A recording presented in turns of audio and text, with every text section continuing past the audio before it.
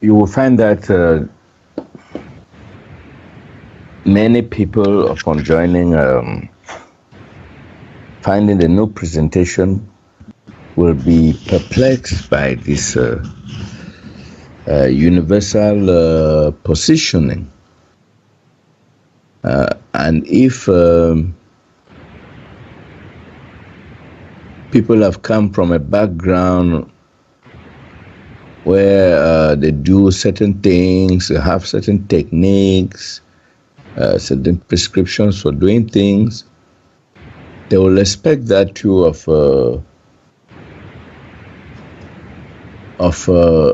how to attain a universal positioning. Now, what I want to ask is universal positioning an attitude or a technique to teach to reach that stage? Because many adherents of the new presentation have done other systems before, no matter if they are of a lower order, and they are used to techniques and other modus operandi. And certainly newcomers will be curious to ask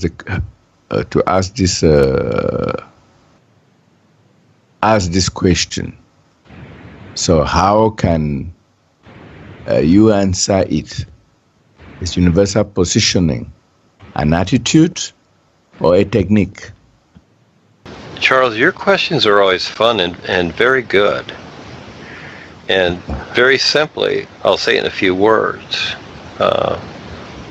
Universal positioning is an idea that is a reference to the isness. That's exactly what it is. Okay. That's to start off. So that's the simplified version. That's exactly what it is. It's an idea that's a reference to the isness. The isness. Mm-hmm. Okay. That's exactly what it is. Now, with a little explanation, what it is that, so what we do is we use comparisons. That's what I do all the time. That's why I talk lengthily, because I bring in a lot of comparisons. You see, with the literal mind, it's kind of like in the courtroom where the cross-examining lawyer says, okay, asks a question, and the individual starts to say something, and the lawyer just says, look, I just want a yes or no answer. Say, just yes or no. And either answer, see, the lawyer says his question in a particular way to where, and this is what they do on purpose too. It all looks okay, but really, I've been there, and it's very tricky. They're very tricky. They ask the question accordingly to where, no matter what you answer, you've given them the answer they want. So it's kind of like asking a person, are you as dumb as you look? You see, so again, whatever answer you give, you've committed yourself in a particular way. So I use comparisons. And so what we've come through, like you and I, as a comparison, this is why we use it. Okay, and this is why many times the Eckharts wonder, well, why do you always refer to Eckhart, Duane? Well, duh, I was there 31 years. Okay, so it's a good reference. And it's a good reference of what not to do after I went through it, and which is fine. While I was there, it was fine. But once I got through it, it's a good reference of what not to do. Just like high school. Hey, I went through it, but then realized that, you know what, I don't need that. Now, it's just simply a reference of what not to do. I wouldn't do it again because I already went through it. And I recommend that people don't go through it. Do homeschooling or something else. Have more fun. Don't go to high school, but if you want to, go for it. But anyhow, so we'll use the corporation again as an idea and the soul travel idea.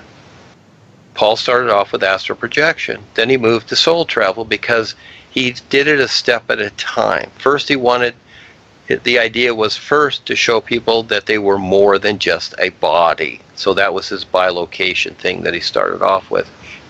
But eventually, as he started to see it, like I do the new presentation and what I'm doing and deciding, he started to see that on the broad scale of the different levels in creation, the different defined places. He had to define it in some way, so he defined it accordingly, according to what had already been defined, and then added his own touch to it, of course. He updated it.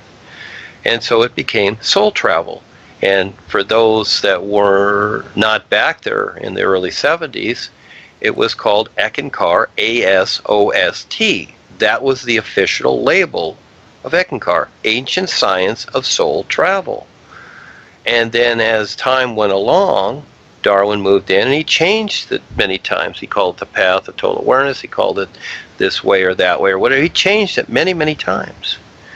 And then when Harold came back in, I remember one of the higher initiates meetings, and everybody applauded. And Harold says, well, I'm going to take it back to, what Paul originally did. And everybody applauded. Okay, well, didn't last long where that didn't even exist. So again, because Joni was there and she was deciding, not Harry, okay?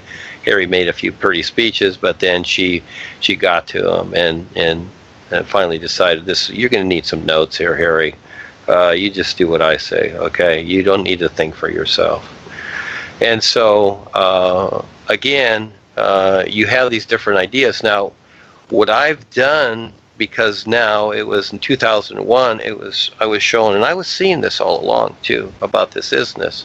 And I recognized this. The boys didn't even tell me. They didn't come up and say, well, you're to present the isness. They didn't tell me that. I recognized it. I recognized what I was to present. And I was right on with recognizing that. And so as that started in 2001, it was a little bit funny for people, to start to understand what this is. This isness that Paul had hinted about it basically in dialogues in the far country. There's parts in there that Rebazar refers to. And so, but I recognized it and I went forward with it. I did. This was what I based everything upon, was this is. And then in 07, it became the all is. I saw that. Nobody told me. I saw it. And I knew that it was so as I was writing the books. It just came in. I saw that it was now the all is. But the is factor, the is idea is still there too. And so I wanted to define something that like the soul travel idea that would refer to this, because you have these different parts, like in your car you have these different parts. You just don't have the engine block. You've got all the other parts. And just like your body, you just don't have the heart or the lungs. You got the stomach, the kidneys, the appendix, the whatever, okay, the bladder, all these funny little things, the intestines. You got all these parts to it. And so the new presentation, as I created it, I had to create this. I had to create this new position, just like a business. It had many parts to it, and this is where I started creating my own words with it, etc. But I would see them. I would see them in the is. I didn't think them. In my first book or so that I wrote in 2001, it was very literal. And I wanted to publish something, but then when I looked at it, I didn't like it. It wasn't until I stepped back and went through all the funny stuff that I did that I really started to write the books that I have already, and they become a lot better. And so what I wanted to define this in some way, and I wanted it to be fun, and I wanted to make sense at the same time for those that could see it.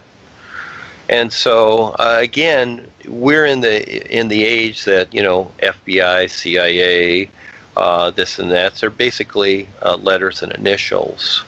And in the business world that I deal with, it's like that too. LOI, and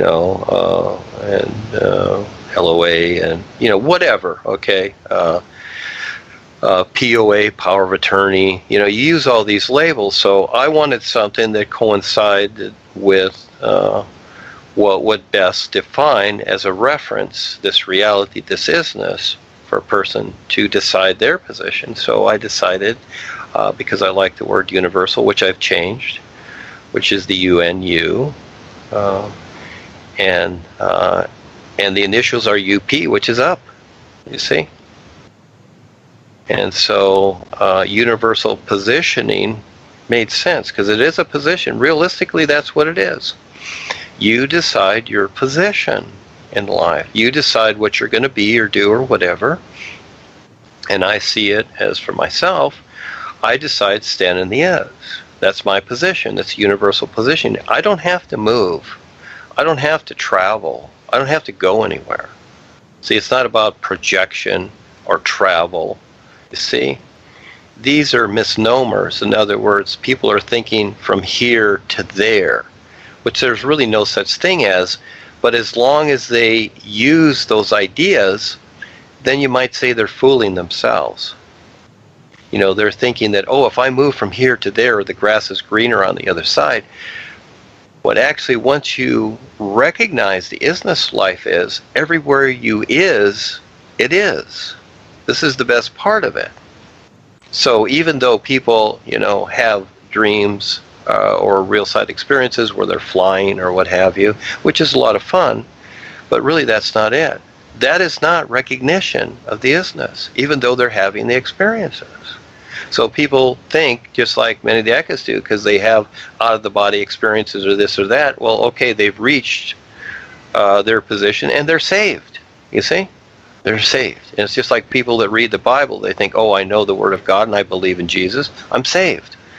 No, it's not that at all. There's a whole lot more to it. So I created the idea as a reference to the isness universal position. In other words, you don't have to project or travel or go to the mental plane or so-called go to the seventh level.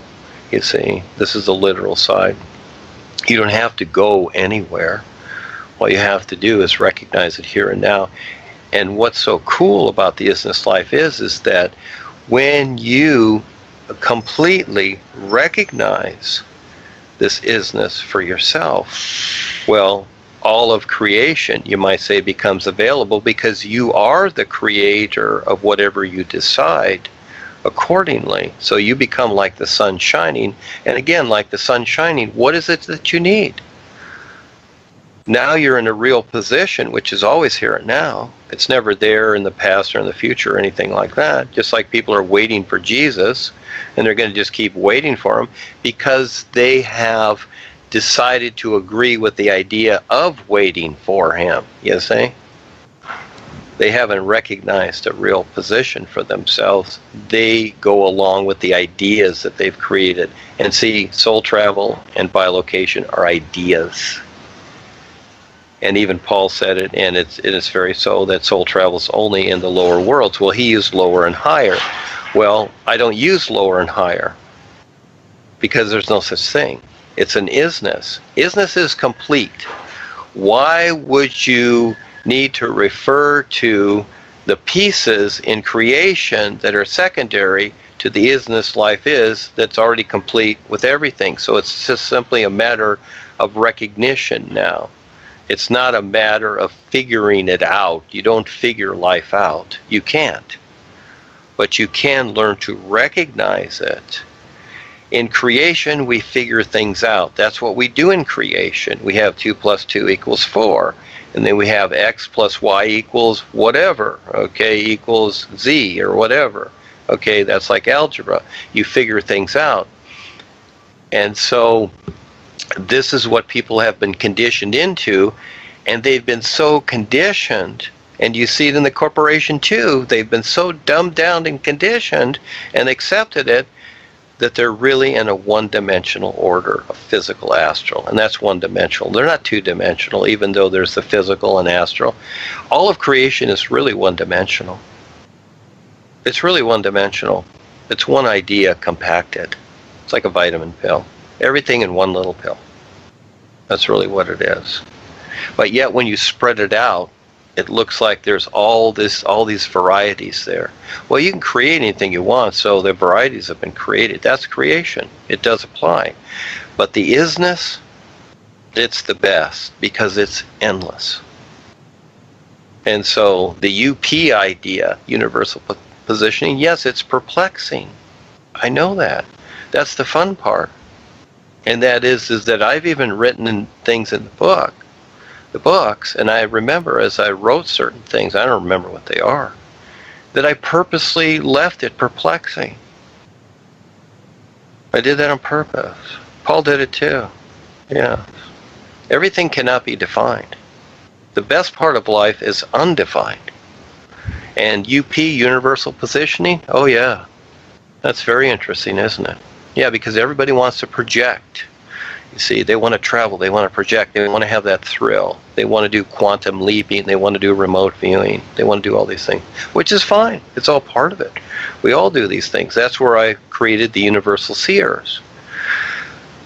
Because again, see, it implies it's the US, it's us.